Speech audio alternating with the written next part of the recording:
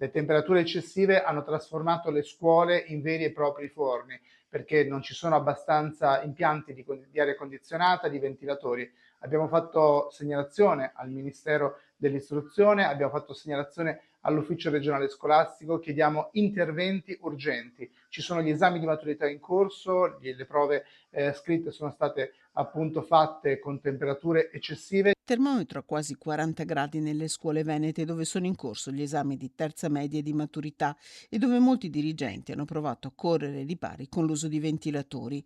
Numerose le segnalazioni arrivate anche al sindacato ANIF Veneto da parte di docenti e personale scolastico costretti a lavorare in condizioni climatiche impossibili, edifici inadeguati a fronteggiare l'ondata di caldo, da qui la richiesta del sindacato che richiama il rispetto delle norme previste in materia di sicurezza e salute nei luoghi di lavoro, evidenziando come le istituzioni scolastiche siano tenute a valutare e prevenire anche i rischi derivanti dalle condizioni microclimatiche e dallo stress termico. Nella lettera inviata all'ufficio scolastico regionale, ANIF chiede un monitoraggio immediato e nei casi più gravi la possibilità di adottare misure straordinarie, oltre all'avvio di un piano strutturale di interventi. Ci sono collegi docenti, ci sono riunioni, ci sono scadenze che in questo momento i lavoratori e le lavoratrici della scuola stanno affrontando con temperature insopportabili all'interno di strutture vecchie e inadeguate all'emergenza caldo che stiamo vivendo.